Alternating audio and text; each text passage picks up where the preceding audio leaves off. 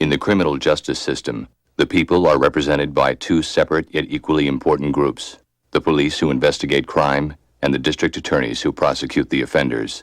These are their stories.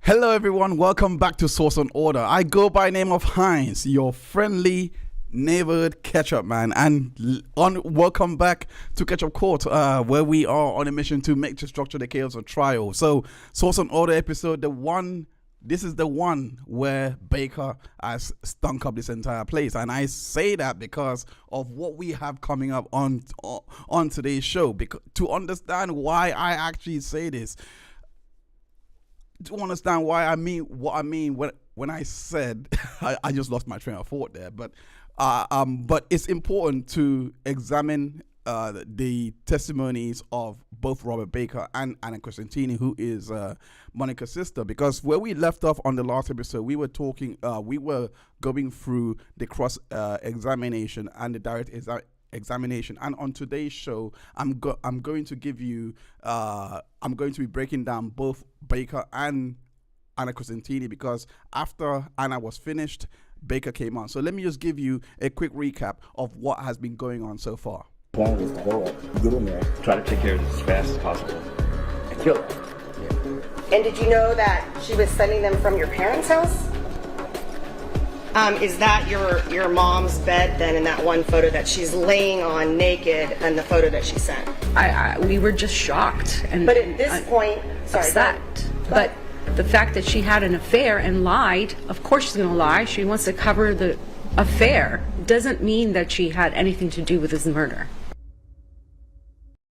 Look, since episode 4, we have been covering this case because I didn't expect to see all of this. I wanted to cover this case. I wanted to watch this case, but it was too late in when it really gained prominence. But now that we are here on episode 14, we have been, breaking down the testimonies presented by the prosecution. Like key evidence was introduced to the jury,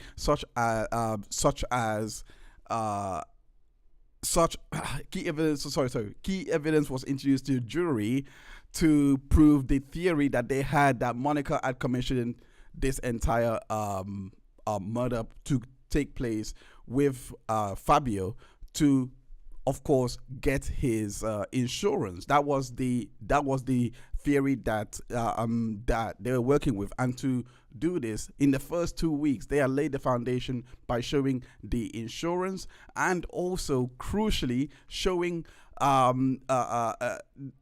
the insurance motive. I meant to say, sorry. They had laid the foundation to show the insurance and to basically show that damn, I don't know why I'm losing my head this week. It's been such a stressful week. I just want to put that but to recalibrate. But yeah, so the insurance testimony was being handled by Ryan Werner in that first week, and also they were putting it out there that Monica was seeking for the insurance, calling the detectives incessantly, and also not just that, they had the Weller employees where Fabio used to work at. They had them come in and give testimony that Monica was basically entitled to some payments, and they were actually paying out. They even brought in the divorce lawyer to, of course, gave testimony in what Monica was entitled to really prove that motive, that incentive to carry out this murder. But not only that, they were also showing Monica's behavior during that and during the week of the murder, and this was done so with the introduction of friends Elise Boel, I believe her name is, if I'm pronouncing that properly, and also Matthew Nurse. Matthew Nurse served more as a witness for Monica's behavior before the murder, to show that Monica was actually being promiscuous, because she tried to get Matthew Nurse to essentially have sex with her. So that was on the kind of strange side to experience all of this in the first 2 weeks. I put all of that out there, and I say all of that because that is essentially why I believe that Anna Crescentini has been called up to do. She's been called to basically try and lay the foundation and try and show an alternate kind of story to what has been happening that week. Because after that first 2 weeks, then we got to hear testimony from Curtis Davis, who gave a lot of testimony around Monica sending Baker, who is her affair partner, the details to the Wi-Fi. Not only this, the relationship with Monica was expanded a lot more when we got to hear from I forgot his name, Jake Gibson. He was the one to first establish the emails, and then we got to hear a lot about the DVR from the first 2 weeks. Now the DVR was being expanded on, and that's we got to hear from Sean Khan, who basically said that he had came in and installed the DVR, which is basically the security system, gave it remote capabilities so that you are able to essentially watch remotely via an app, which is essentially what Monica was crucially doing on the day of the murder, as it was shown by Curtis Davis. She was actually on the phone accessing the app. There was a lot of data spikes. So with those testimonies in mind, and again, I bring this up because after Anna Crescentini, we had Robert Baker coming in. So I personally, from what I saw, I think that Robert Baker was coming in to essentially kind of remove Monica away from the whole planning stage and just make Monica seem like an innocent bystander that's going into this. I want to know what you actually think in regard when we do get to the testimony in regards to all of that, because I with the facts that we've already presented so far, away from Christopher Austin, removing Christopher Austin because Robert Baker is going to be providing a bit of counter evidence to that, removing that, I want to know if it's even enough to actually counter the evidence. So all of these things, when I say that Baker really stunk up the place, you will begin to understand, because when we get to the end of his direct exam, you'll be scratching your head, in my opinion, as to what's going on if you've been following us from episode 4. So first, we got to finish up Anna Crescentini's testimony. We got to go back into that cross-examination where she began, just to give a brief overview, she began the cross-examination that we went through on episode 13. On the direct examination, she characterized Monica's and Fabio's marriage as a happy marriage. She even gave testimony that Fabio was jealous in their relationship. So there is a lot to unpack when we now go back into the cross-examination, because the part that we are stopped at was when Heather Stagel was introducing the pictures, the nude explicit pictures that Monica was sending to Robert Baker when they were having their affair. And in my opinion, it was completely, and this is not even any affair. This is an affair, I believe it was after the murder. But anyway, I'm not gonna, let's just go into it and just go and watch the cross-examination continue from where we left off. Let's go. That she was sending explicit, graphic, sexually explicit photos of herself naked to her boyfriend? No, obviously I did not know. And did you know that she was sending them from your parents' house? I had no idea. If I may approach to show some photos. Look at her eyes. Look at her eyes. This is February 3rd. Again, Councilman, you do not need permission. February 3rd, you want to take a look at those? Do I look or wait? I don't need to see these. Okay, so February 3rd, these are graphically explicit naked photos, and that's the day of Fabio's viewing, right? I didn't see the date. Well, You tell me. February 3rd is the viewing, correct?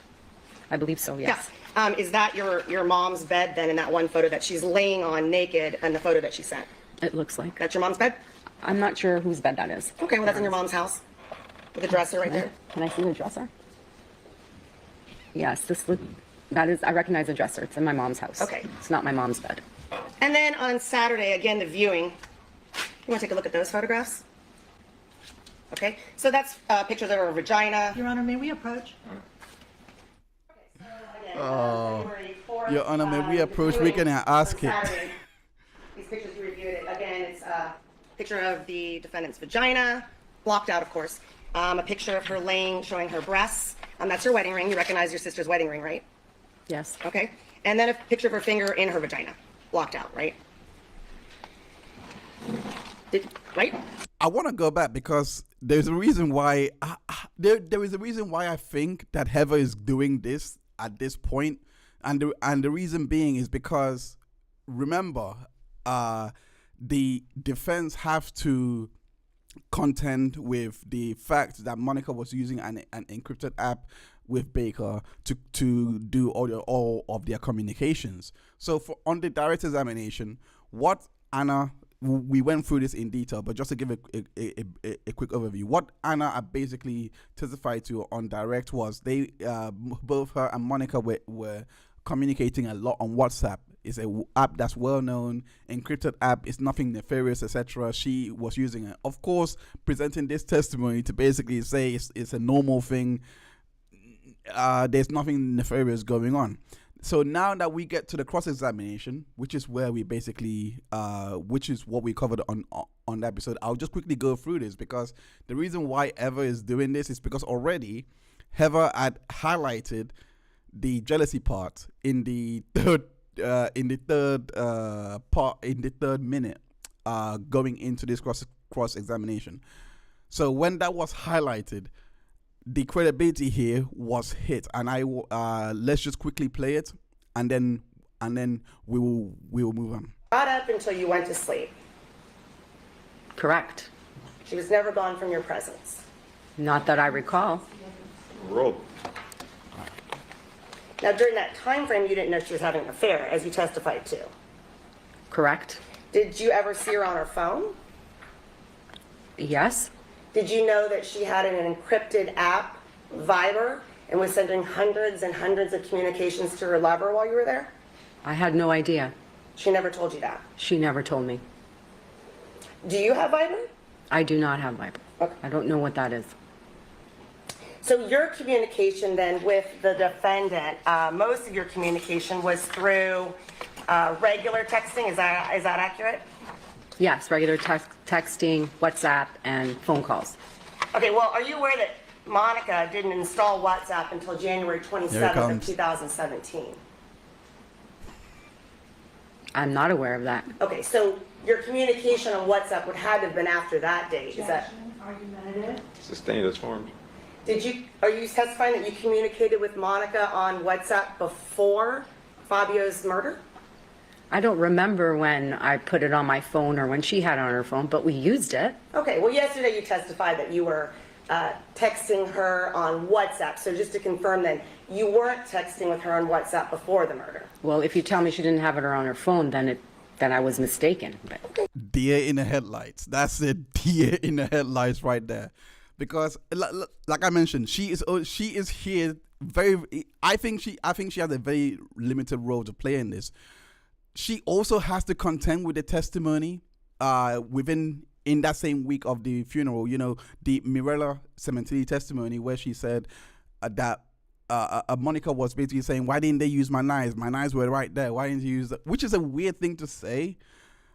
And she's just basically here to kind of, in my opinion, she's just here to kind of reframe that entire week and give a different perspective, because you also had other comments about Monica's performative quote-unquote behavior from Alicia Truesdale, as well as what's his name? I forgot his name. Efren Gutierrez, one of the detectives.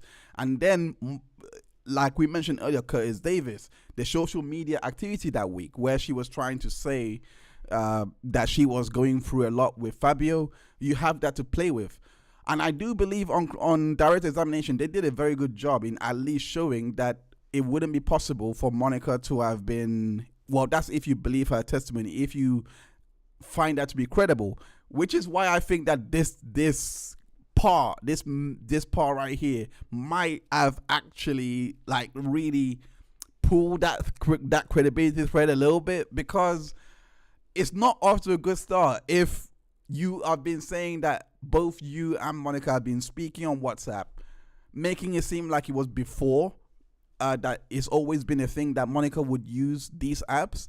So now that that's out there, this is where we're going to go back now to the cheating testimony, because I believe that once Heather got her to admit that, this is when she was going to attack her entire worldview in regards to that happy marriage, that characterization. She was not gonna let her get away with that one. She was now going to get her to admit and concede to this part, just so that she can.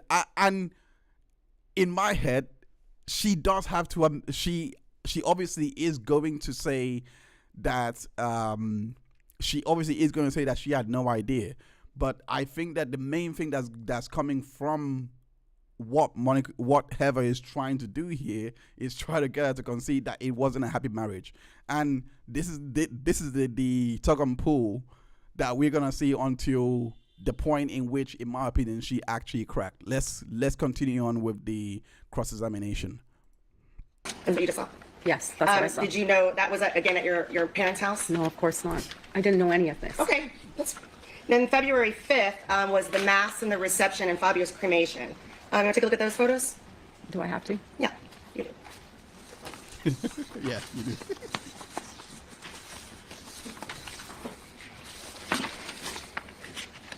You recognize those photos? Your Honor, again, I would object. The witness has already testified she was not aware of it. I've already ruled on this, counsel. Thank you. So you recognize that as the naked photo in the bathroom showing her vagina and her bare breasts. Is that your parents' bathroom? Yes. Okay. And then there's a photograph of her standing, taking a picture of her backside, naked in a mirror. Is that your parents' bathroom? Yes. Another photo in the shower, naked, showing her vagina and her breasts. Is that your parents' bathroom as well? Yes.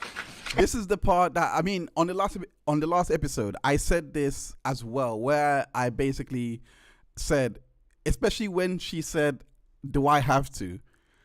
Like, what if you are characterizing this as a happy marriage and you know she had an affair and you believe, I said this on the episode, you really believe that it's okay that couples cheat all the time. That's what she actually said. Couples have an affair all the time, but it was a great marriage. If you really believe that, your worldview should be, okay, so what? So what? So what you're showing me? Like, I didn't know, but that doesn't change my mind. But for her to be squirming like this,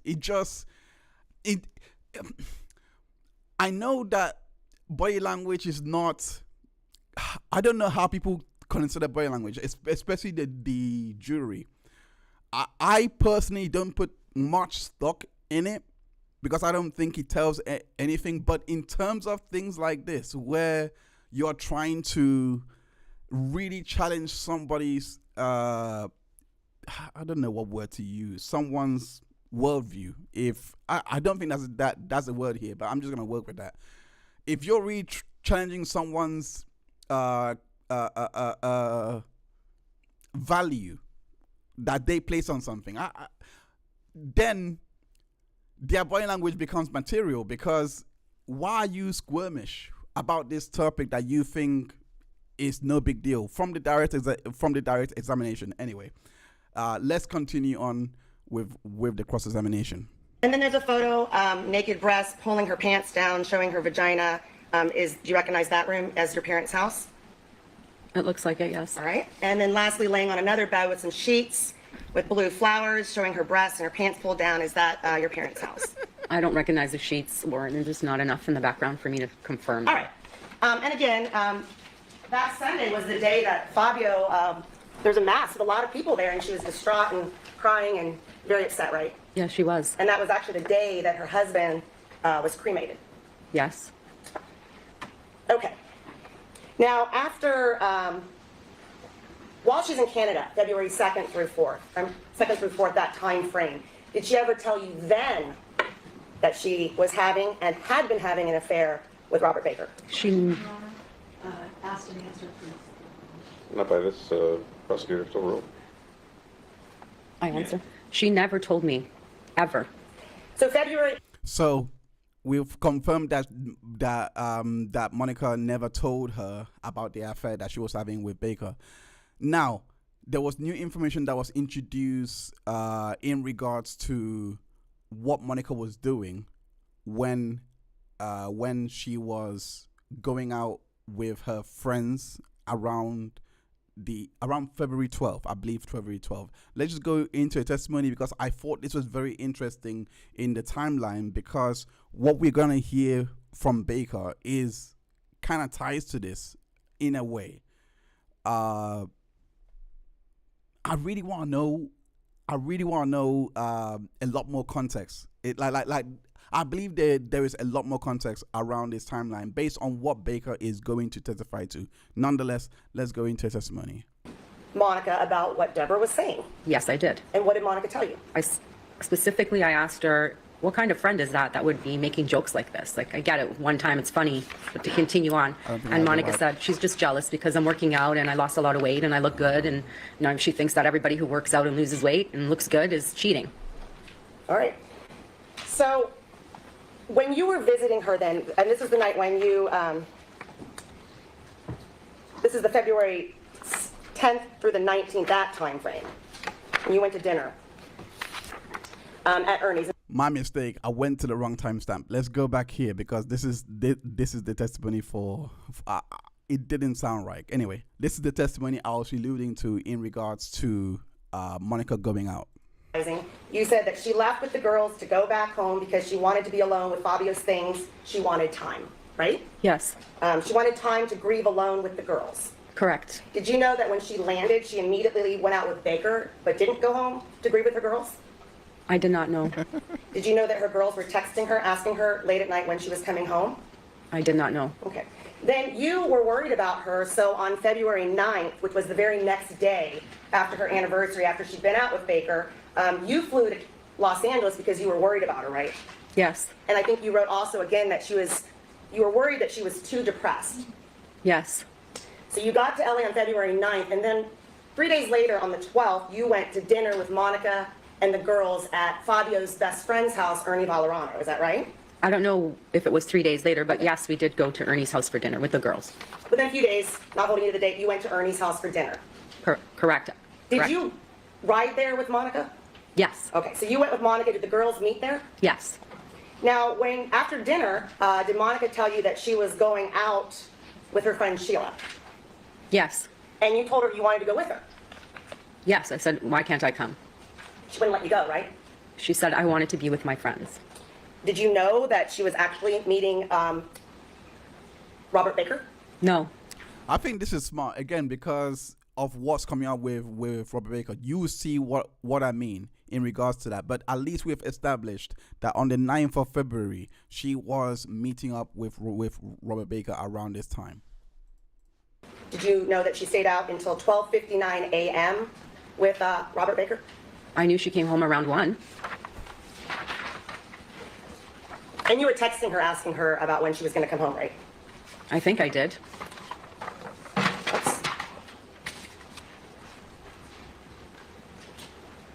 What I already marked as People's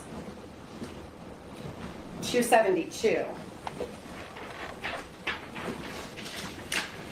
Okay, this is, on 272, she texted you at 10:11 at night and said, I'm 5 minutes from Ernie's karaoke. That's after she left Ernie's, right? Yes. So she went out and texted you, and this is after she told you you couldn't go. Correct. Now, when she told you you couldn't go, she left in her car and you had to get a ride home with the girls, right? Correct. So you took the girls home. Yes. And then that same, turning into the early morning hours, you're asking her at 12:59, which is almost 1 in the morning, you on your way home. Yes. Were you worried where she was? I was wondering why it was taking so long. And she told you she was out with Sheila, right?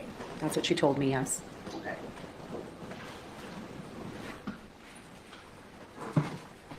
Now, during this time, you started talking a lot more, I should say, to Deborah Obad. Is that right? A lot more? Well, you had known Deborah for years, right?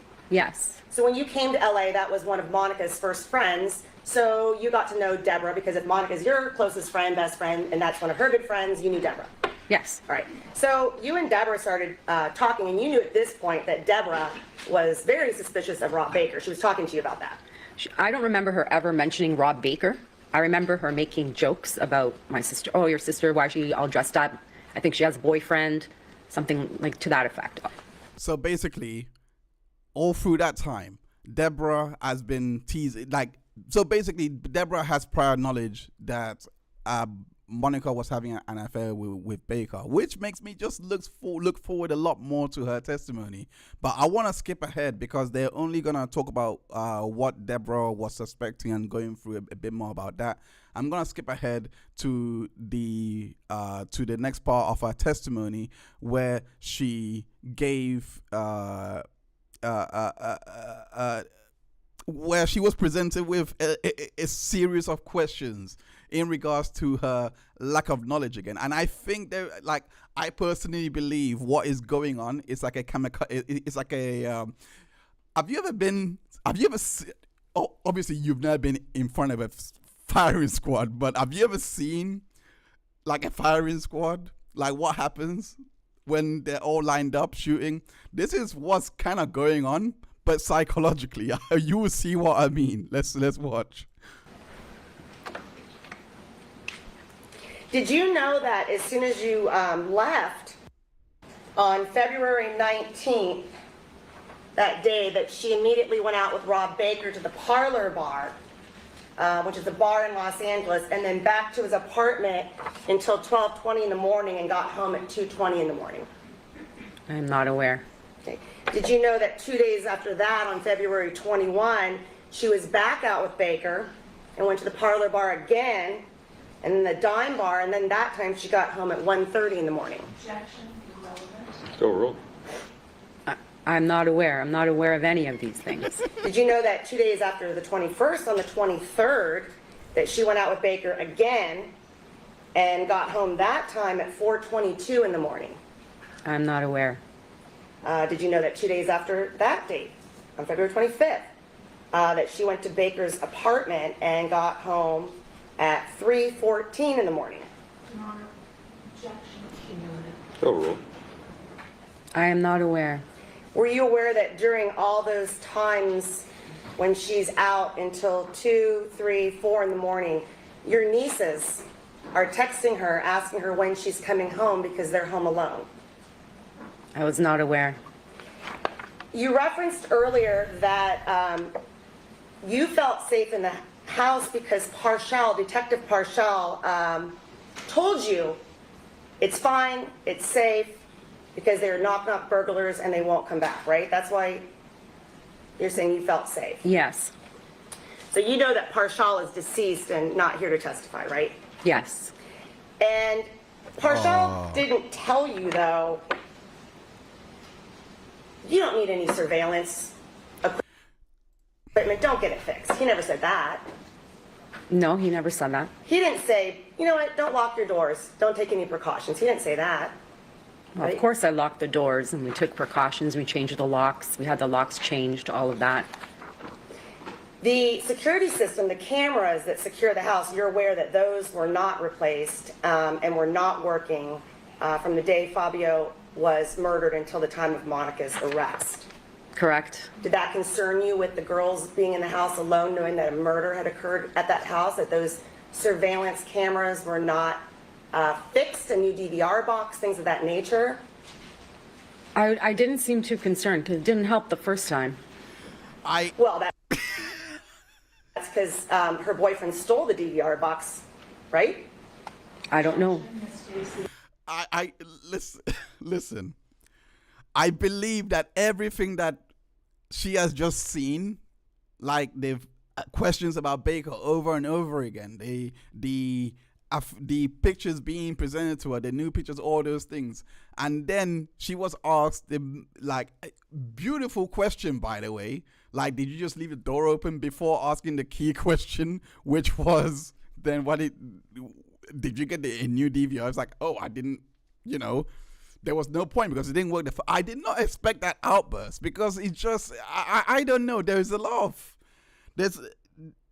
of crass in that, but also it's just very careless when you look at the grand scheme of things, because you have just been burgled. The main idea that she's trying to say, and I can't believe she didn't see it coming, to at least say no comment, or at least I don't know. But the fact that she just made this comment just tells me that everything that's been happening before, that she has actually got the message that she looks like the bad guy, like a bad person at this point, and she's, I don't know, I think that she has completely, I wouldn't say gone nuclear, but just basically just lost all interest in putting up a face and just said what I think that she didn't mean to say. Anyway, let's continue on. And argumentative. Sustained on the second ground. Are you aware that Rob Baker took the DVR box after he murdered your brother-in-law? I was aware that the DVD box, or whatever it's called, was missing. Where was the DVR box? It was in the garage. Okay. How did you know that? I saw it every time we went into the garage where they had their car. Now, State Farm, then you are aware that State Farm, because you were involved in helping get reimbursement for the house, for what was stolen, broken, things of that nature. Correct. So you were involved in assisting Monica with that. Yes. And they gave money then to Monica to aid in making herself whole again, basically recoup what was lost, stolen, broken, things of that nature. I know that they helped. I know that they did some stuff around the house. I'm not aware of any personal things I gave to Monica. Sacrilege! How have you never seen any of our trials taken to trial? How have you never seen any of Karen Reed's trials? Anyway, let's continue on with this. Well, when you say they did stuff around the house, they gave money and Monica did stuff around the house. She hired people. Yes. Okay, and that was repainting, Yes. that was getting new carpet, Yes. new drapes, Yes. but not a new security system. I think that was on the list. It was on whose list? Her list of things to do. Was it ever done? No, because when I went, it wasn't done. When the security system then, So, everything that's going on here, in my opinion, I think that she has already, I think she knows that credibility is shredded at this point. I think she knows that because of just how absurd it is that they have done all this renovation work to the house, and for some reason, after being burgled, let's just say, put it into a mind of someone that has not taken part in a murder and just found out your natural instinct would be, let's get this whole place done. So for her to kind of give the impression already already before reaching this point, give the impression, well, it didn't work the first time, so why are we doing this? Credibility is down the drain if you're already doing all this. I love the questions here, by the way. I just love it because it just makes it seem like, are you doing this because it's the truth, or are you doing this because for your sister, like you're being biased for your sister? I'm never gonna go to the realm that she has been coached to say what she had, or she's been instructed. I think that's way too far for anyone to insinuate. But it's just like I'm just to be clear, I'm not accusing her of that at all. I'm just saying it's just glaringly biased. She is glaringly biased, and I get it because she's a sister. But the way that you are, and the way that she is embellishing all of this diminishing, minimizing all of this and trying to make it seem like light is just making that testimony that she was giving back on the direct exam about Monica's behaviors that day and crying all out and doing all those things. It's now looking in the bad light, in my opinion. Let's continue on.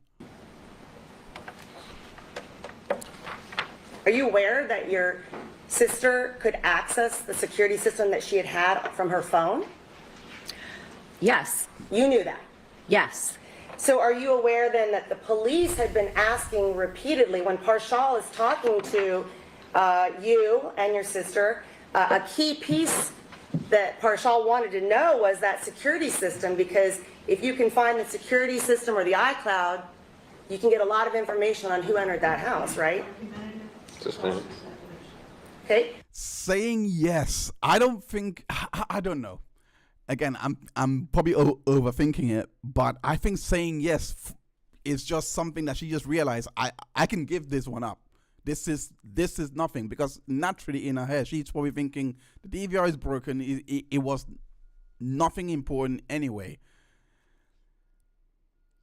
But her admitting that Monica had told her that the DVR is remote accessible, as just, we already know from Ryan Verner's testimony that the DVR, that Monica was basically telling Detective Varner that she doesn't even know the make and model. She doesn't even know whether the DVR was remote accessible or not.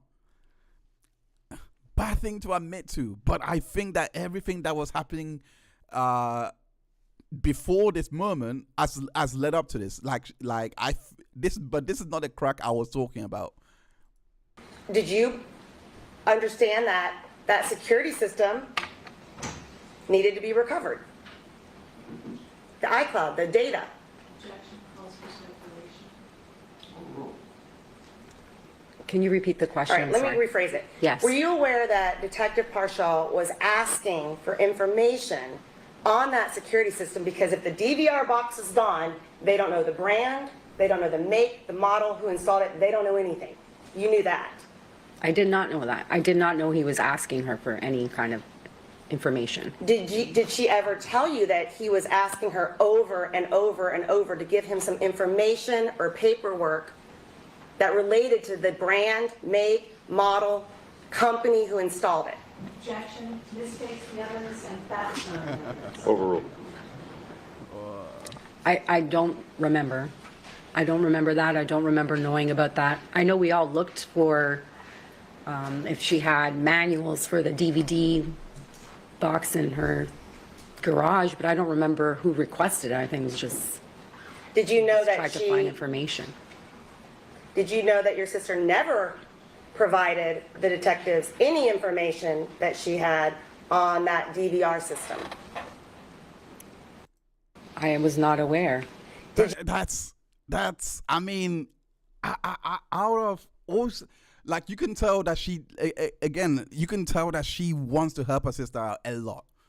And now she is just admitted to a detail that is just, it doesn't help her if you know the evidence that was testified to already, because the asking for the manual and then you know that the DVR was in the garage, you're asking for the manual. How then is Monica saying that she doesn't even know the make and model, etc.? Like how does that help her at all? Because that is something that would be in the garage. What? It just at least to me anyway, it just kind of implies that Baker took more than a DVR. He also took the manual as well, or Monica must have got rid of the manual, or something like that. Which is not great either way, because if Baker did take the manual, that means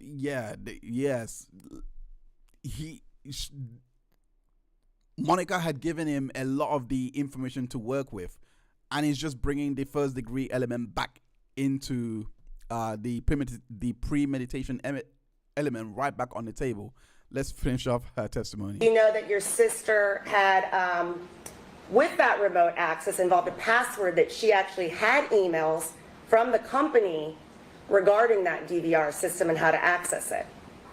I'm not aware of that either. Did you know that your sister is the one who actually met with the company who installed the DVR and the cameras? I was not aware of that. Did you know that your sister sent that information about the DVR and how to view it remotely to her boyfriend, Rob Baker, months before the murder? I did not know that either. So what a way to reintroduce the evidence that we already know. Monica came back to Canada February 26th through March 3rd for that 1 month memorial.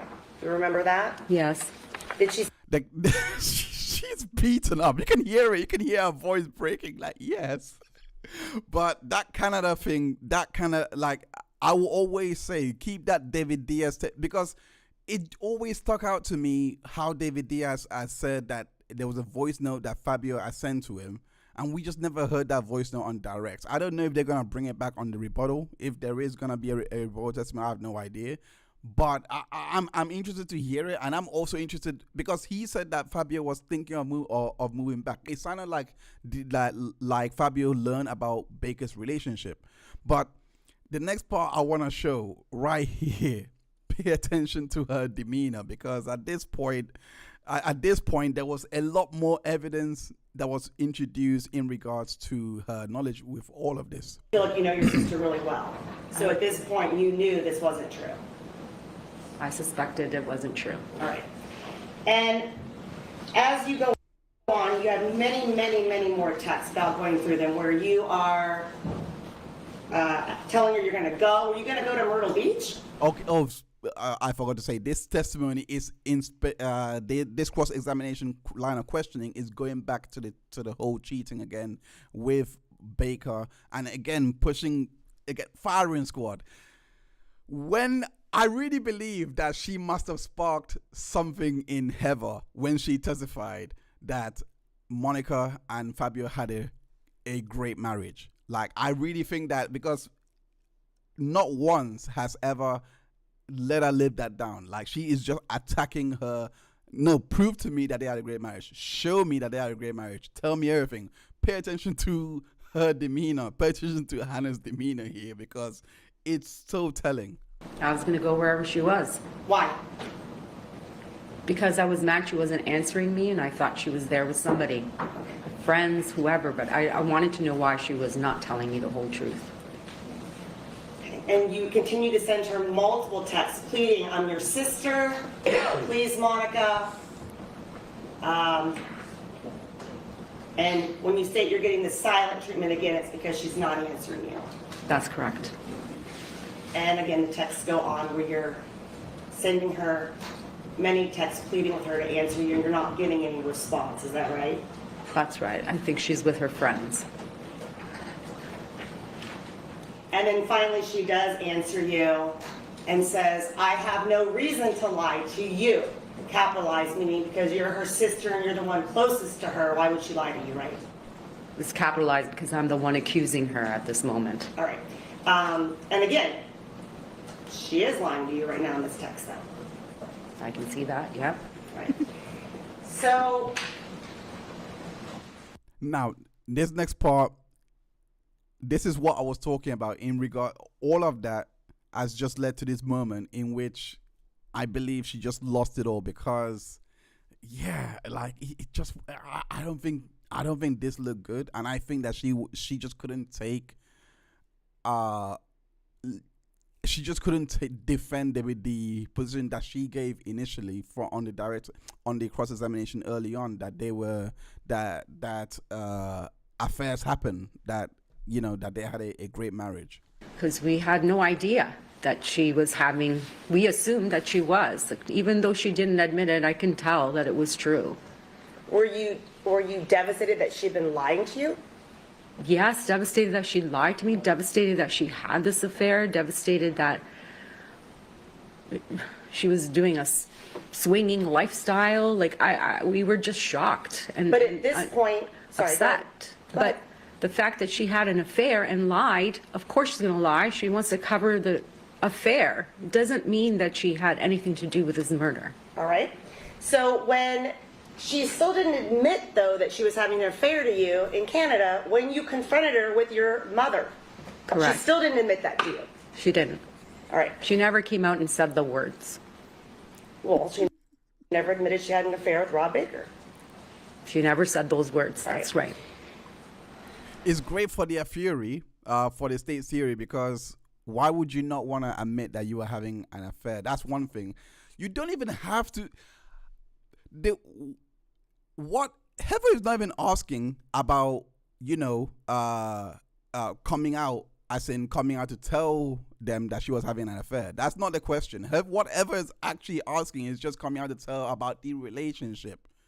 That's the whole part. Because once Fabio died, you could have easily just come out and be like, hey, I just started dating this guy brand new. Everyone would have probably think, okay, she is probably just going through grieving. Fabio is dead. Legally, she's not married. Let's just support her because she's a grieving widow, etc. I think that's what Heather is trying to get, because I can understand not coming out before the marriage, but after the marriage, there is no affair. That's the point, because in my opinion, that's the point, because what the family has been exposed to from the testimony that was given by Curtis Davis is the barrage of the Instagram messages, all of those things, telling everyone that she was going to Myrtle Beach. If we cast a mind back to one of the Weller employees giving testimony, that Monica was basically saying that I'm going to do this in honor of Fabio's memory. I'm going to go to Myrtle Beach in honor of Fabio's memory to stay where Fabio's.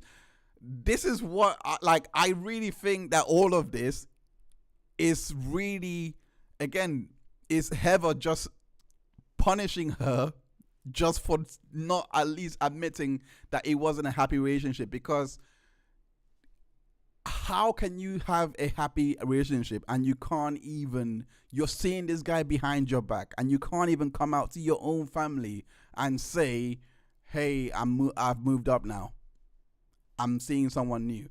That's not the sign of a happy relationship. That's a that's a sign of a relationship that was on the cracks, and she is now trying to save face and just trying to keep that facade going. That's what I gathered from this testimony, and that's what she's actually bolstering. But I feel like Heather did all of that just to bring to this moment here. I'm gonna cut ahead because it was just going through the whole Myrtle Beach and the fact that Monica was staying at I believe she was staying at the Vegas Strip, as well as I think also she gave testimony about her husband learning about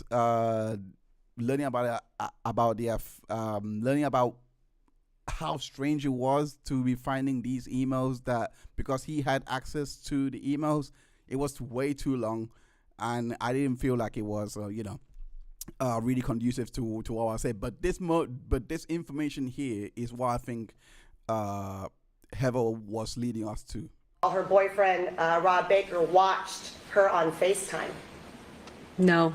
Did she tell you that she lied to the police and said she knew nothing about the surveillance system, when in fact she is the person who had it installed and had all the paperwork? Objection, asked and answered, cumulative. It's not correct. It's overruled. No. Did she tell you that she wanted to ditch her last name Sementilli? Objection, argumentative. It's overruled. Oh, I've ruled. No. Did she tell you that after she's arrested, in letters to her lover Rob Baker and jail calls to him, she talked about wanting to ditch her last name Sementilli and be called Mrs. Baker? Objection, argumentative. Overruled. Stop! He's already dead. I don't think you understand. How do you that final hook? That is a hook. After all that we've seen, after everything, the cheating couldn't come out, happy marriage, all of those things, and now the final part is she wanted to ditch her name. I did not know that. This is brand new information, by the way, that we have never got to learn all through the trial. So, like, you have to think of the evidence locker that the prosecution may have had sitting on, and they just thought, nah, we gotta put that to one side. We gotta focus on this. That's not important. Let's just put it to one side. I don't think there was a world that they actually think that the state actually thought this is gonna be important one day. I actually don't think that. I think based on the testimony that Anna gave, Heather just probably thought, let me use that. Let me try and build up to this moment, because I don't think they were ever going to bring that testimony out about Monica desiring to change her last name. I never heard that testimony. I probably missed it. And I didn't say anything, but I've never heard that. Anyway, let's go back into the testimony and just continue on with it, because it's insane. Tell you that prior to Fabio's murder, she referred to herself as Mrs. Baker. No. Did she tell you that prior to Fabio's murder, when she was at Rob Baker's house, that she wrote Mrs. Baker in lipstick on his mirror in his bedroom? No. Did she tell you that she had told people at the gym? Thanks for joining, Fervent. Thank you. Now, you are amazing. Thanks you. I love your parody videos. Keep them going. If you do that for every trial, honestly, I think we need comic relief, especially in this space, because it's depressing to watch trials sometimes. It's very taxing what you're doing, especially cutting it down to 5 minutes. That's very good value. Like, keep doing that. I loved what you did with the Brian Walsh trial. I thought that was funny as hell. I mean, anyway, let's continue on with the testimony here, where Anna is talking. Oh damn! Let me go back, because I just lost it. Did she tell you that she had told people at the gym? That's the one. Okay, they're now going on to the racquetball testimonies that has been provided by Elise Burrell and Matthew Nurse. That she was unhappy in her marriage prior to the murder of Fabio. No, I knew she told them that she was lonely. She would tell me that too. Okay, my question is, did she tell you that she told them she was unhappy in her marriage? No. Overruled. Based on everything that you've testified, is it still your testimony that you trust what your sister says to you? I believe my sister. I know she was lying because she was hiding an affair. She knew I that's not wouldn't my agree. question. Do I trust her? Yes. Do you trust her to tell you the truth? Yes. Okay, thank you. She wasn't conceding. She didn't concede the happy marriage, so Heather beat her up, delivered that right hook in the end with the whole Sementilli name change, and then just put this knockout blow again. Let's see if you can admit to this. Do you trust her? After all you've seen, that question is not for her. Like, it's just not for her. It's basically for us, or the jury, us and the jury. Well, we are the jury technically, if you think about it. But anyway, it's for the jury basically. Do you trust her that she has a good judgment of character? Which just goes back to all of the testimonies that she provided on the week of the murder. Maybe I haven't seen that many trials, but I haven't seen a cross-examination this good since Camille Vasquez from the Death Via. I haven't seen it this good. This was surgical. And let's now go into, because there are some things that I think, and I'm only going to bring this up because I think there was a testimony that we brought up on the direct examination on episode 13, and it was in regards to Elise Burrell giving media testimonies. And I think that the defense wanted to get that in there to say that she was attention seeking because of the whole persona that she is, because she made this testimony, and I thought is important to highlight here. To be there. But Monica had invited us to hers, which was kind of exciting because she is known to throw really great parties. And she had promised that she makes pasta after midnight, and she really wanted to go. They also do like a rotisserie, a pig on a whatever. And my boyfriend was Jewish, so he was not excited about being there. So we did Ricky and Sheila's first, and then we went over to Monica's, I don't know, around 11-ish. And more. Yeah, and then you met Fabio. Oh, well, yeah. I mean, everyone was gathered and walking around. We'd missed the pig, so that was fine. And then we were going to sit around the fire, and we were talking about what we wanted to have happen, the next year. And I'd been fighting with my boyfriend, and so I was very frustrated. But I said that I wanted to take classes and be a yoga instructor, and my boyfriend rudely laughed and it hurt my feelings. And Fabio was like, no, I think that's really great. And it just meant a lot. So you like Fabio? I did. I want to bring that up because it's a stark based. We haven't heard much about Fabio, so for us to just hear about, oh damn, I pressed the wrong screen. Anyway, we haven't heard much about Fabio. So for us to basically hear what we did for us to hear what we did in regards to Fabio being jealous, and that's a new information out of nowhere. This brought me up because I'm like, this doesn't like. I don't know. I mean, I find it hard to believe that they would offer that information. Plus the fact that Elise was attention seeking, all those things. If they were not attacking this testimony, because this right here, in my opinion, covers the whole New Year period, which was when Anna Crescentini had met Baker and was saying, do you want to come to the house for New Year's? And Baker was like, oh no, I don't drink. Are you coming to the house for New Year's? And then Baker was like, I don't drink, etc.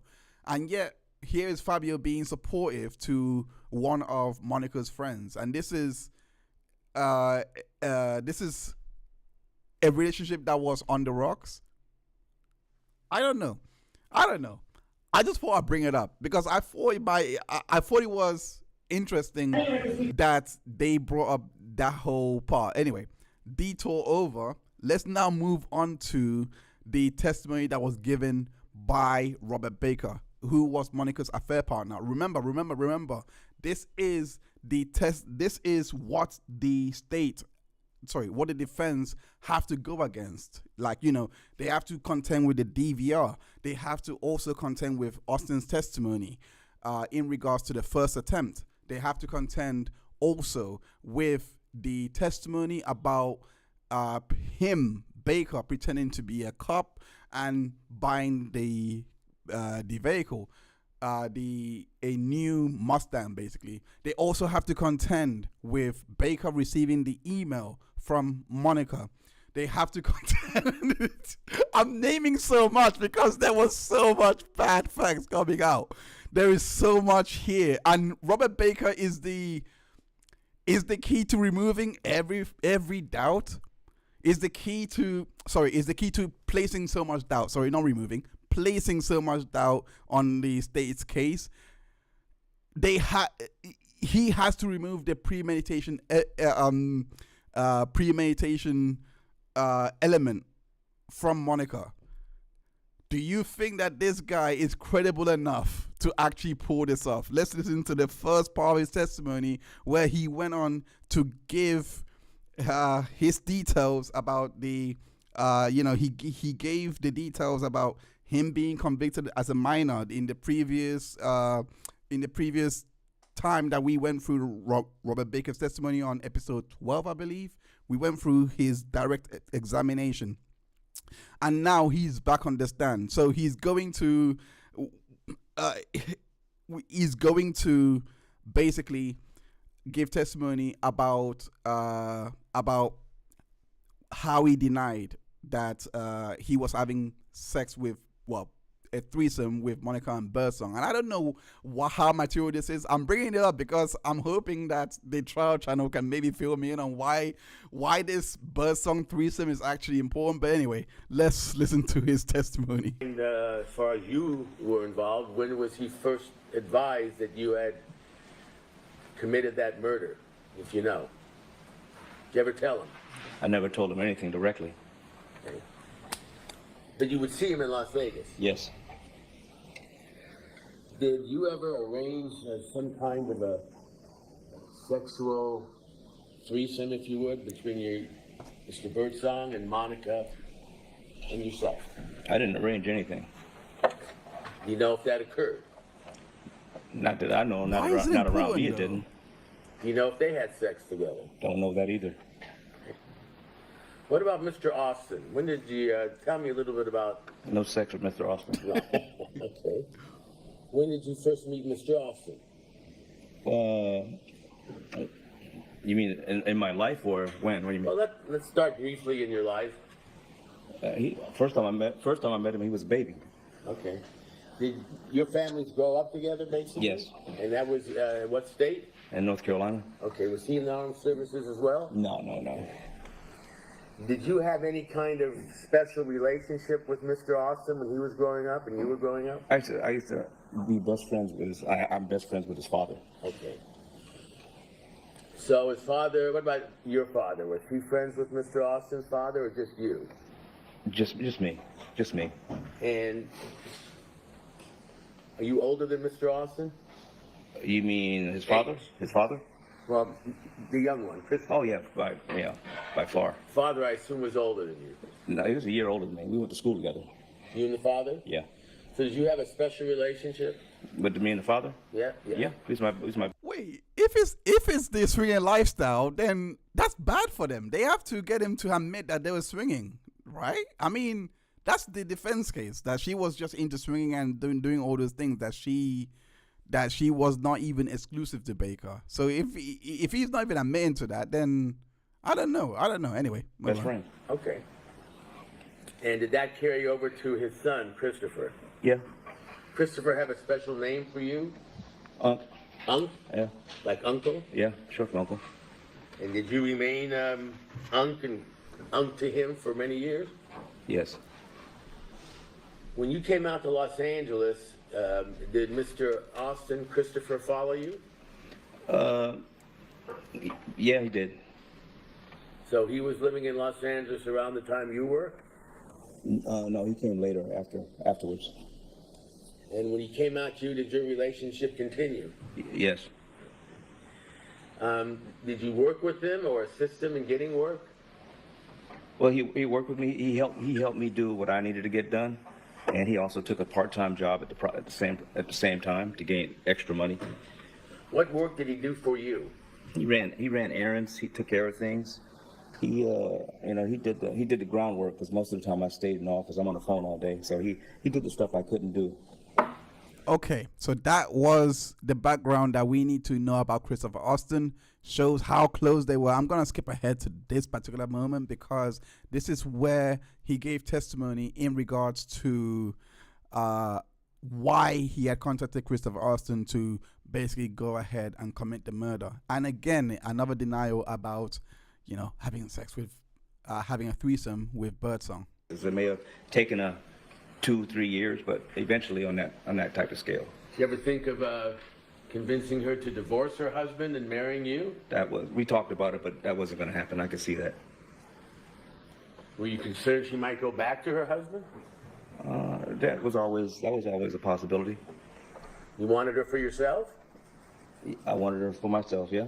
I wanted to be happy. Okay. So when would you say you seriously decided that you were going to do this? In January.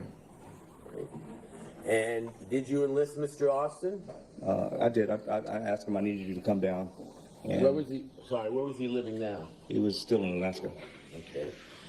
And when you said, I need you to come down, tell us what you said to him and how. I didn't. I just told him, I need you to come down. I need to talk to you. I wasn't talking over the phone. I wasn't texting or any of that. Right. Did he have a birthday around that time? He did. When was that? I think it was the 20th or something like that. Of January? I think it was somewhere around there. I forgot it was when. So did you have him come down? I did. And when did you first see him when he came down? I don't remember the dates. I don't have any of that stuff in front of me.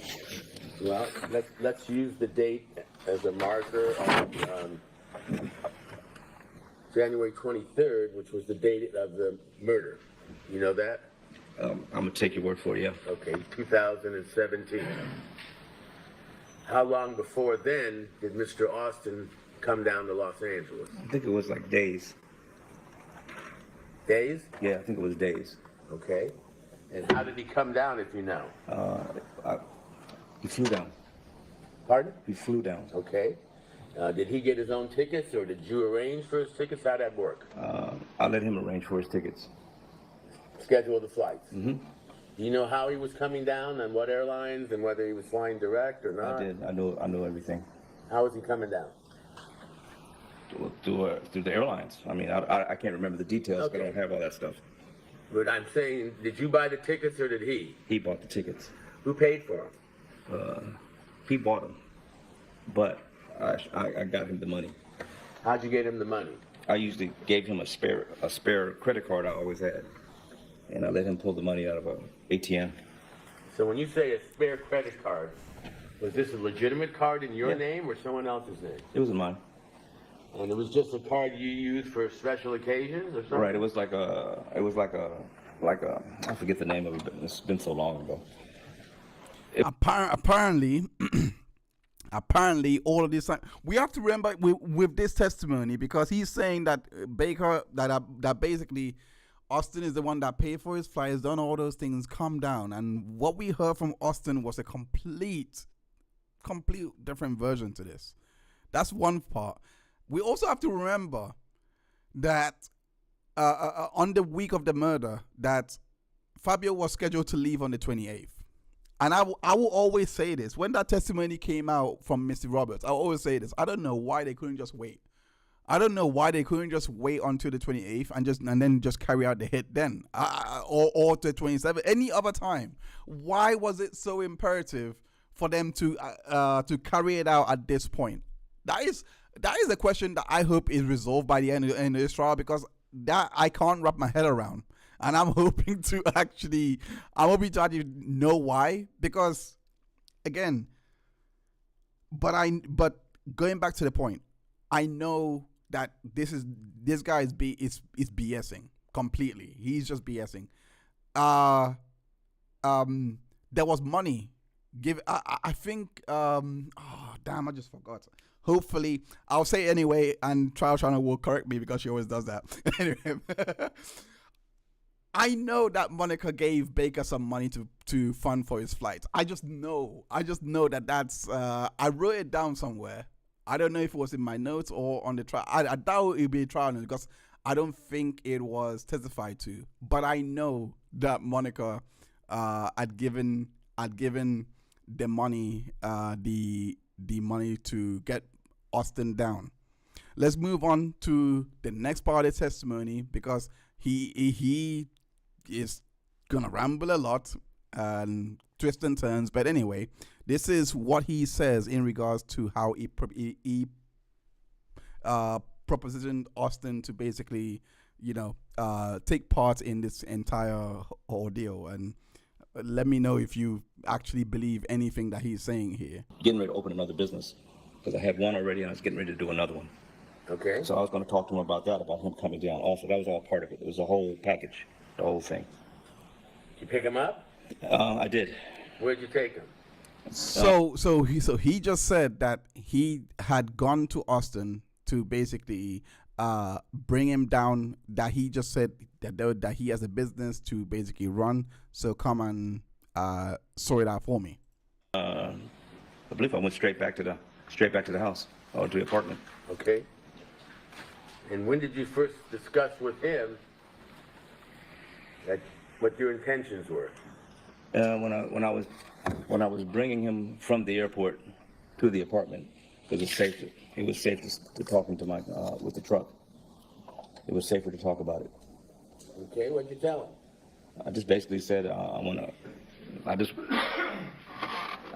said, I think I want to go ahead and get this thing going. I told him, because actually I thought about it.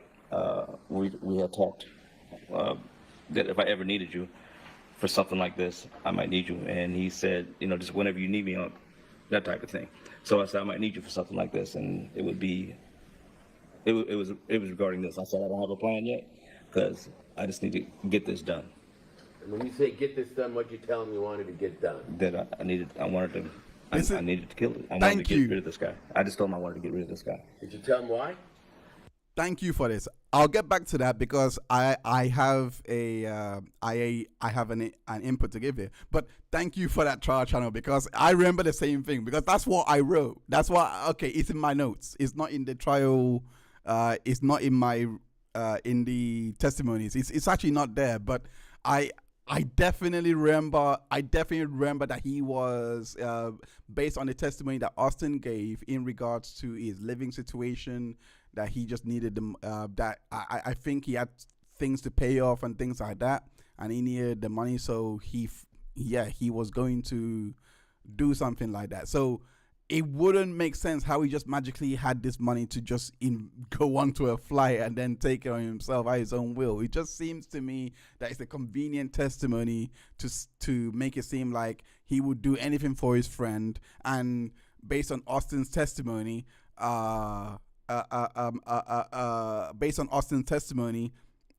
what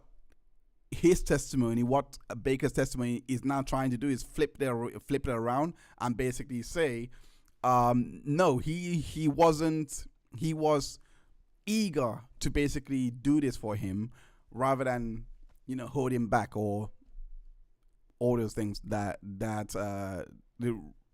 basically what Austin was testifying to, saying that he was having second thoughts even before heading onto the plane in regards to doing this, because he learned about before time that they were gonna get this done. There was a whole plan and everything. Yeah, I told him I wanted. He knew why, because I had told him when I had told Bird and him when we had talked earlier that year that I was in a relationship with her. They know that she's the only one I was in a relationship with. They know that, so they know it had to be this guy. He knew he had to be that guy. Austin. Yes, he knew that had been him, because I was only seeing Monica. That was it. No, he came down on the 22nd, the records show, of January. I don't know the dates because I don't have any of this information. But my question is, when did you tell? Look at Micah's face. She knows she messed up. What do you mean you don't have this information? Like, I don't believe him. I don't believe him. I'm sorry. I know I usually wait until every witness is done before I pass judgment, but I just know there's so much untruth in what he's talking about. I just know, because Austin's testimony was as clear as day. Kill Fabio Sementilli. For sure, it was whenever he arrived that day, whatever day that was. And when you told him that, what was his response? He was quiet. He just listened. He just listened. Did he agree? Did he say no? Did he say anything? No, he just listened. He didn't agree. He didn't say. He just listened. Okay. And what did you tell him, if anything, his role was going to be in the murder? Well, he knew that I couldn't be around. That was the general idea, that I couldn't be around in order to make this thing work the way I kind of wanted it to work. You needed an alibi? Yeah. All right. So, okay. That was the setup. And now we're gonna they're now going into the 22nd of January. 22nd of January, first attempt that Christopher Austin dropped a complete bombshell on us on the prosecution's evidentiary phase. So now he's going into that, and the testimony, maybe my memory is playing tricks. Maybe I'm not remembering properly, but I would have sworn that they had already planned this out before all of this, and Austin came into Los Angeles literally believing that this is the execution of that plan that was already made. Because what he's saying now, what Baker is testifying to now, is they done this all on the spot on that particular day, and he was not gonna do it. Austin was. So of course the defense are now going straight to the intent part, because they know that that Monica has sent the Wi-Fi information to him, the email, all of those things. They have that all on record. Removing intent is what they're now trying to do with Baker, and if your credibility is low, then it's going to be an uphill battle. But they did all of that by showing why Monica would have asked for this particular information. So let me just go in there. Let's listen to the testimony. But would she tell you where Fabio was each day? Well, if she's texting me or calling me, that means that she has free time. So she would always tell me, I'm by myself or whatever the case may be. Would you do that on Viber or regular text message? It was always Viber. Always Viber? Yeah, we always Viber. We always Viber. We always vibe. So, you have Mr. Austin down. He's going to assist you. Did he know did you tell him he was going to do it alone and you were going to create an alibi for yourself? He knew that. Did he ever refuse? No. You never got up and just left, went away? No. Well, no. What's the next thing that happened? So what he has just testified to is the fact that Monica has been sending him the information about Fabio so that they can basically continue on with their affair. So now then they are now going to try and remove the intent again by showing everything by Baker detailing everything that was going on in regards to the first attempt, and crucially how they were trying to show how Monica is not involved in all of this. Somewhere, or he's gone already, because she's never going to text either. Text how you doing, babe, or something like that. And it was usually wrong timestamp. Sorry, guys. And that opportunity come? The opportunity came in the form of text how you doing, babe, or something like that. And it was usually when that happens, either he's getting ready to go somewhere or he's gone already, because she's never going to text me or call me usually if he's around or he's in the house. It's never going to happen. All right. So what did you find out about his whereabouts? She said he's getting ready to go pick. Oh, it's the face. I'm sorry. Do you believe this face? Do you actually believe she's genuinely angry at this guy? I think she's in love with him still. Honestly, as I was going through this, when I was doing my trial watch on the members only stream, as I was going through this, I thought the same thing. I was like, you're probably still in love with this guy, because I don't believe any of this. Some Chinese food or something like that, Asian food. So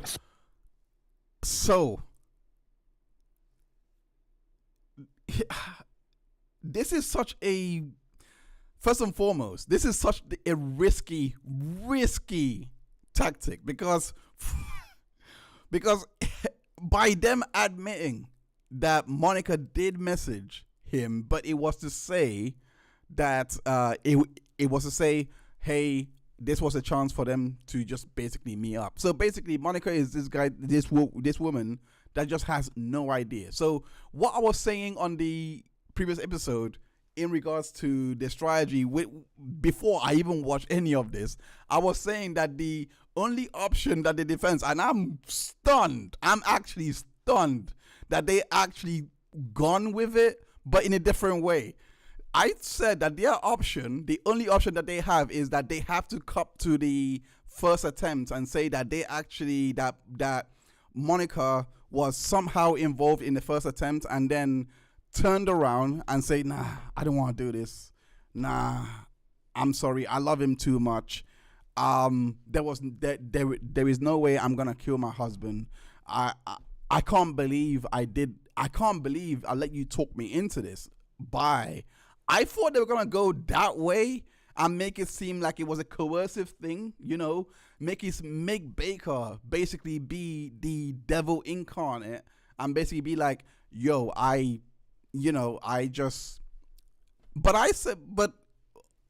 like, if they did that, then they have to kind of now explain why she would then go back the minute that, you know, why she would take him on the minute that she died. And so I was like, there is no way they're gonna go with that strategy. But in my wildest dream, I never thought they would lean in to the idea that, yeah, they were texting each other, but Monica just had no idea about the affair.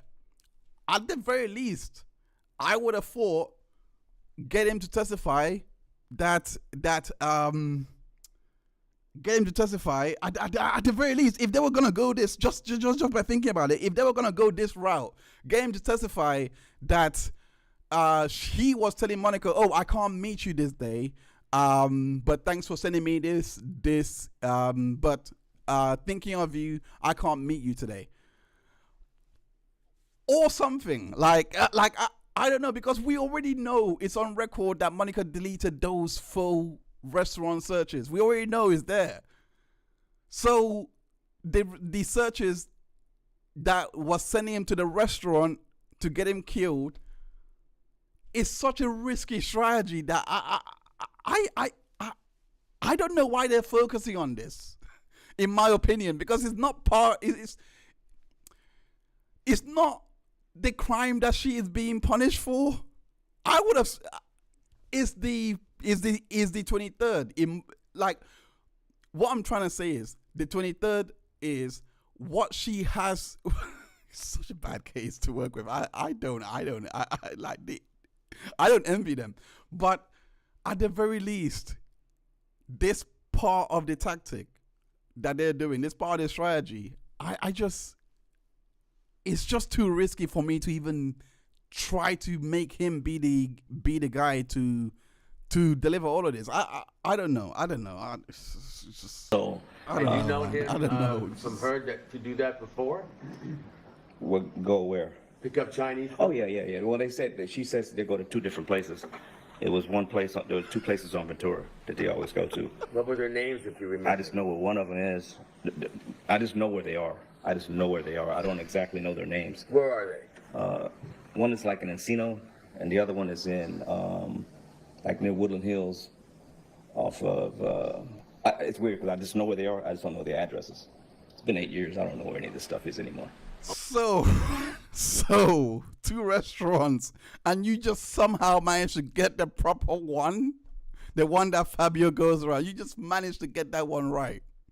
It was okay. Fair enough. Okay. And which one did she say he was going to go to? The one closer to Encino. Okay. Well, they live in Tarzana. Who lives in Tarzana? The Sementillis. Oh, I thought they lived in Woodland Hills. I don't know. I just know again. You know streets? Huh? You know streets? Do I know the streets? Yeah. Well, Ventura Boulevard. Yeah, I know that the main one. It's like when you go a certain route the same way over and over again. You tend to know the way, but don't know the addresses sometimes. That was one of those things. So did you end up going to the restaurant where she said he was going to be? Exactly.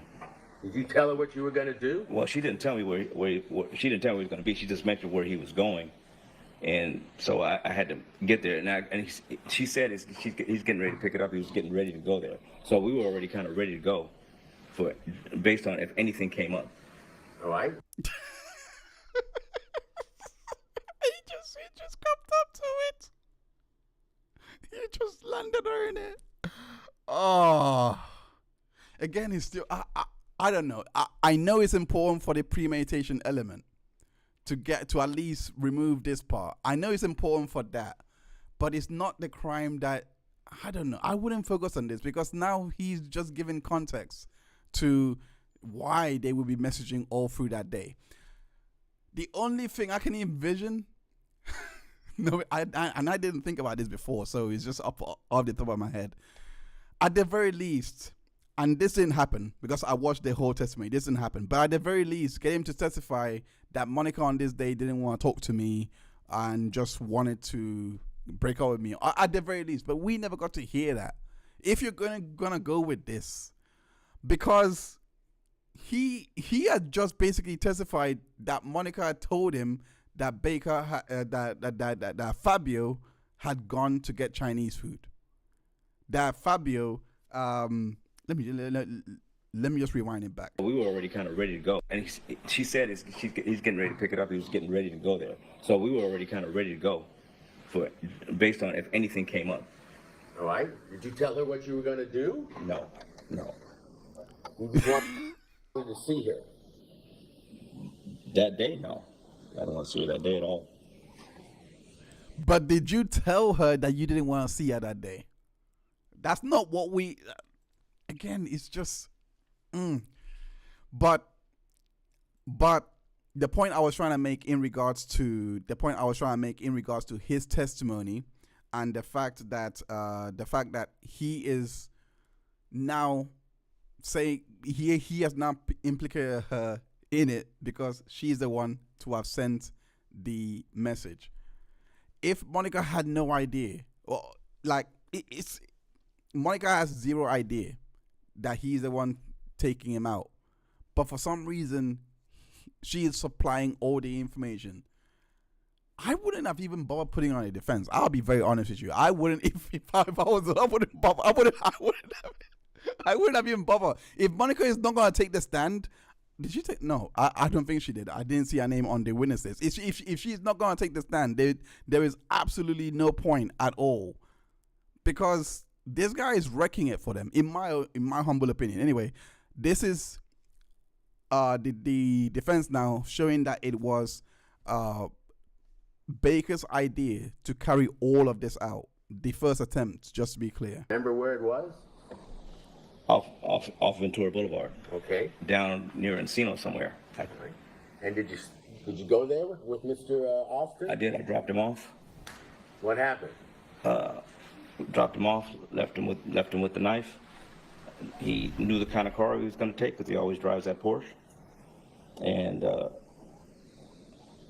I showed him what he looked like online, so he knew what he looked like because he never met him.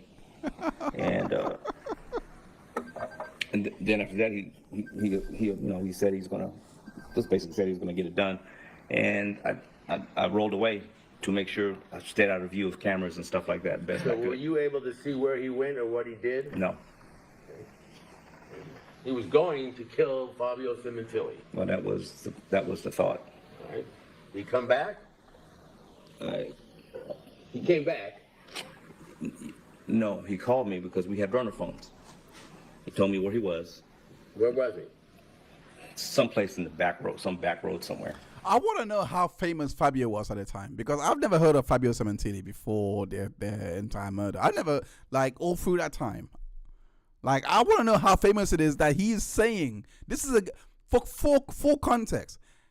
Baker has only met Fabio once. And now he's saying that he went on the internet to get a picture of Fabio to send to Austin to get this done. Like, I don't know why I'm not buying that. I just have no idea. I'm not buying it. It's not like you're planning to take out 50 Cent, who is obvious. Like, it's not like you're planning to take out Nelly or who's a famous hairdresser. After maybe he is a famous hairdresser like that everyone knows, or like a hairstylist. I don't know. But then to be fair, I don't know much hairstylists. Anyway, I just find this hard to believe. Let's continue on with the testimony. So when I went to go pick him up, he told me he couldn't do it. Is that the first time you learned that he had not gone through with the plan? That was it. Okay. So did you return to your home? We did. So with all that context that's been provided by Baker, what the defense have gone to do and is just reframe the reason why Monica would send Baker this information about Fabio. Let's go on to the next part of the testimony, because I don't know what to make of this. All the time. And she hits me with the... No, she just hits me because... Can you tell us? Well, yeah. Wrong timestamp, sorry. Him to play racquetball? No. No, did you? Yeah, I did. Okay. Did anything happen unusual while you were playing? Yes. Can you tell us? Well, she usually hits me all the time when we play racquetball. On purpose? No, she just hits me because she was just learning, so I'm getting hit all the time. And she hits me with the ball and all kind of stuff. That day, she hit me with a racket and injured me. Where'd she hit you? In my hand. Okay, how bad was it? It hurt. It hurt bad. It hurt enough to bleed. It bled a lot. Did you let anybody know there at the racquetball place that you had been injured? No, I wasn't paying attention. I wasn't paying attention. I mean, they might have saw it. I wasn't paying attention. Now they're sending the message that him and like the idea that him and Baker, Monica and Baker were not okay at this point because she hit his hand at the racquetball, which somehow corroborates the testimony that was given by Chris Gable about Monica saying that Baker hurt his hand at racquetball. Did you continue playing or did you stop? I stopped. Try to lick my wound, so to speak. Okay. Put a Band-Aid on? Yeah, after I stopped the bleeding, I did. Okay. And how long were you there about at the LA Fitness then? It wasn't that long because she said she didn't have that much time. She had to get back home. Okay. Did you split up then? Yeah, she went. She left. She went home. Did she tell you she was going home? Yeah, she had errands to run. All right. Did she tell you I what told you errands she and where loves she was him. going? She loves the guy. She usually did, yes. All right. Where did you go after the racquetball court? Me, I went back. I think I went back to the apartment, if I'm not mistaken. I think I went back to the apartment because I saw the opportunity that something might be able to pull this thing off. Mr. Austin was still there? He was still there. All right. And when did you learn anything new about what Monica was going to do and where Fabio was? It was nothing new. From the time LA Fitness, I saw her at LA Fitness, I pretty much had a good idea of what was going on with her plans for the day. What? Ran on errands. Ralph's. I'm assuming it was Ralph's. Picking up. She said she had a couple other places to go. I can't remember, I'm but she was going to be. assuming. I hope you caught that because how would you know it was Ralph's? I'm assuming. But I'll give him the benefit of the doubt. They did establish in the context that he knew Monica's schedule. He knew where Monica would move to because she would just consistently send him that. Around all over town. And at 5 o'clock or something like that, or 6 o'clock or something like that, she was going to be on her way home from picking up one of her daughters. Did you have any plans to meet with her that day? Because she was out of the house doing things? No, she said she was too busy. She was too busy. Did she say where Fabio was? No.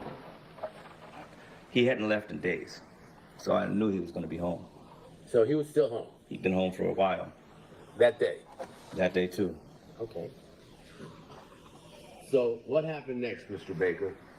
So now I got to talk to Chris and tell him what I see, what my plan is. So What'd you tell him? I told him, I said, I think we got a window to get this thing done. I need you to be a lookout. I need you to... You see what I mean? We got a window to get this thing done. Just telling on yourself, because what window? How would you know that you have a window to get this thing done? But then again, there is a shield that they put up for themselves in regards to the context, which was Monica may have told him that Fabio is heading out of town, so he can come over and they can get their freak on or whatever. Get your freak on. That was to keep him involved in this whole thing. I need you to be a lookout. I just need you to watch and make sure nobody comes home and sees us. So I can sit in. Just as somebody comes home that he sees us, we can get out of there. That was the plan. So I just needed him there. Because, being honest with you, I was terrified the whole time doing it. So, but I still needed someone to look out. Okay. Hey, random girl. The plan was to go up. Hello. I hope you enjoy. Yeah. So yeah. Plan was to go up welcome random girl to the chat. But yeah, I'm gonna finish off on these last bit of testimony, and because I didn't want to keep this stream for too long, I want to have it only at 1 hour 30 minutes. So I'm gonna try and close off now. But yeah, let's continue on with the last bits of the testimony. Get in there. Try to take care of this as fast as possible. And kill her. Yeah. And kill her. Then what? What else was the plan? And get him out of there, and get back, and me have to establish an alibi again, if at all possible. That was my plan. So that means go back, go to work, and act like nothing happened. That was the plan. Work meaning at LA At Fitness? LA Fitness, yeah, because I still was scheduled to work that day. Okay. So did you carry out the plan? I did. Tell us how it began. What car were you using? I was using a rental. I was using a rental. What kind of rental? I don't even know the type. It was a gray. It was a silver car. Small silver car. All right. So this is the last part of the testimony. All of that, and I really believe that they went through all of that testimony. Remember the testimony in regards to the reason why, regarding the whole communication with Monica, all of those things. I believe that they did that to attack that Diane Arbor testimony without touching it, because we are not going to hear anything about that email sent. But I really believe that they were just trying to implicitly give the idea that Monica trusted this guy so much, basically, that she would send him anything. She would send him everything about Fabio's calendar, Fabio's scheduling, Fabio's all of those things. And then maybe Baker one day on, maybe he just asks him, hey, what's your security for the DVR? And then, so it's, and then, I need it so that I know, we need to maneuver and be a bit careful so that Fabio doesn't catch us in the act. So I need the security so that if Fabio does come back, you can warn me ahead of time, or I can see it and do not come, just to be safe. That's what I'm thinking. But we didn't hear anything of that, because I would have loved for them to at least grab on that thread. They have already said F it and just went for the first attempt, like as if it was a bull in a china shop. I personally think they should have focused more there, in my honest opinion, and just forget the first attempt, because the first attempt, it's not the crime that she's being charged for. I don't get it. But the one glaring part, unless they have somebody else to sort that part out, the one part that they are to attack, which is the email. Because what Monica is testifying to is that she had completely no idea about all of this.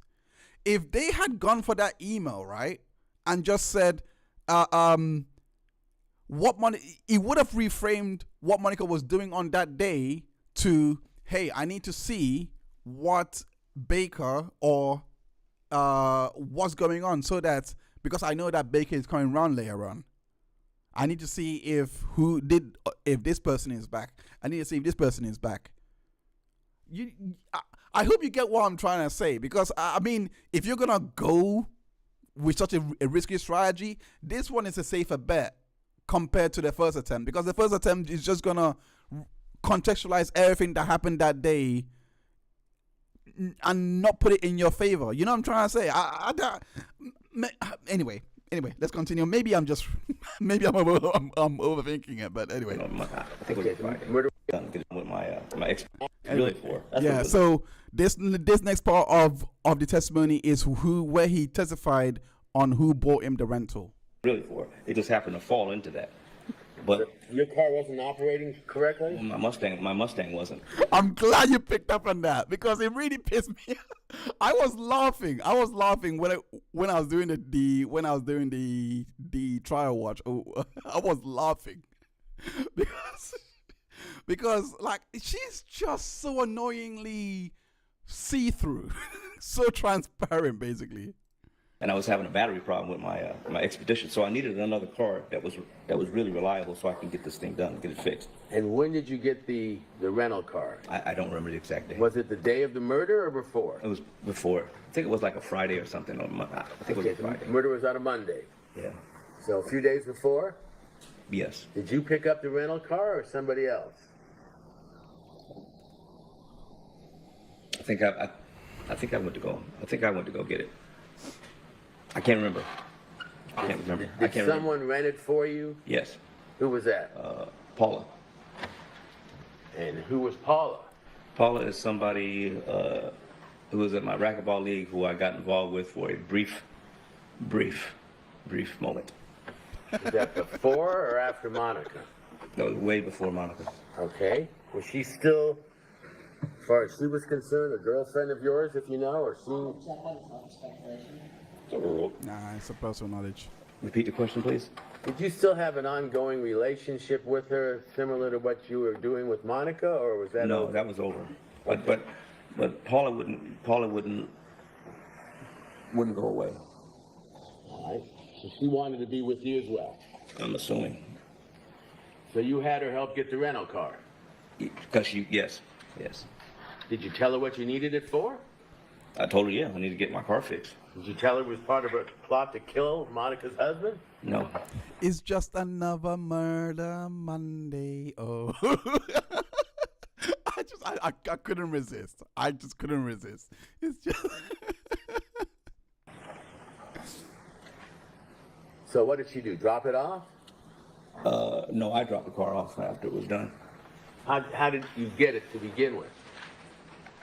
I think I remember going with her to pick it up, but I drove off with it. Do you remember where? It was on Enterprise. But yeah, I know where it is. I don't know exactly where it was. Well, was it in the valley near your home? In the valley. Yeah, it's close by. And what'd you do with your? You don't remember, but you remember. Anyway. Your Mustang. You say you were driving at that time? It was still parked in my garage. Okay. All right, so I'm gonna. I didn't want to stay on for too long, but I'll leave it there. We'll continue on next week with the remainder of the direct examination. We still got a long way to go, but we'll continue on, and then we will then go on to the explosive cross-examination, because boy, I just can't wait to get into it. But yeah, I have so many questions in regards to Paula McCulloch, because I don't think she's testifying this. Maybe she is. I have no idea. But I know she was part of the racquetball team, but I just want to know what's her whole involvement in all of this. There is going to be testimony coming up in regards to her continually visiting Baker in prison and speaking with. I'm not sure if she had met with Monica and all of that. I'm not too sure. But the main the main point I want to make is I just want to know what her involvement is. Whether she was even part of whether she was even part of the plot or anything like that. That's been the question that has been circling around my mind, but yeah, outside of that, it's just this guy, based on just based on everything that we've heard from Christopher Austin, based on everything that we've seen, I don't think that the defense has done a good job with in my opinion, I think this is the only witness that they have that they could that they can add doubt to. And I don't know. I like the choice for them to go for the 22nd. I'm not a lawyer, so I have no idea. But I know that all through this testimony, they didn't touch the Diane Arbor email, and I don't know why, because that's the linchpin that basically showed that Monica had full knowledge. So the way that she was acting on when she had found out that the husband is dead, as testified to by Anna Crescentini, it would be a complete mismatch with that email there, because you're like, but she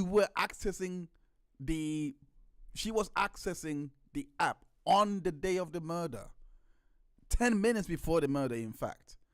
So she must have seen them go in, seen Fabio get stabbed, seen all of that happen. She must have. And on top of that, she met up with them. So there's just too many coincidences to basically happen that would make you think that Monica was just a, innocent bystander and all this. Anyway, I'm gonna leave it there for this week. We are going to be we are going to return next week. If you are a member of the channel, I'm going to be doing the trial watch for and this is open to the tastemakers tier and above. I'm doing a trial watch of the au pair. I don't know. I've never been able to pronounce it, but it's the au pair affair murder trial. VA versus I forgot his name already. Damn. VA versus that's Brendan Banfield. My bad. VA versus Brendan Banfield. It starts tomorrow. I'm going to be going through the trial, making notes on all those things. So yeah, if you are a member or know that, join me because I am working on the full trial recap for that particular trial, and that's the for the tastemakers tier, that it has selected cases where I show trials that I'm covering for the catch up, but also. But definitely on the tastemakers tier, you'll always see my source and order trial watch that I do. So yeah, if you are a member on there, you are in for a treat. And I shout out to all the tastemakers, all the members that I do have. You guys has been supporting me so long. I appreciate that because all your memberships does help, run the channel. But yeah, au pair. Okay. All right. Thank you, Trial Channel. Thank you. But yeah, I'll just leave it there. Thank you so much, everyone, for tuning in. Also, I just want to say, I always forget to do this. Nearly forgot this time. But yeah, if you have a case that you want me to take a look at, check out the catchupcourt.info and go on to submit a case suggest a case, so that I can look at and go through here on the show.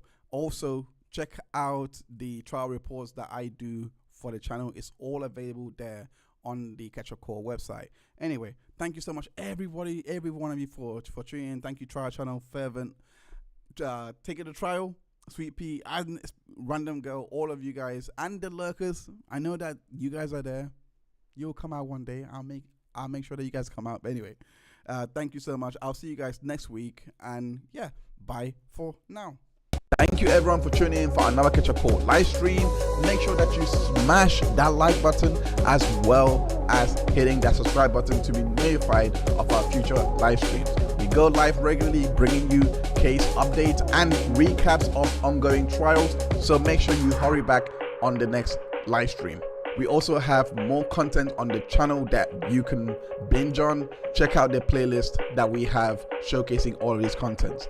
Without further, I go by the name of Heinz, your friendly neighborhood ketchup man, and I'll see you back in court.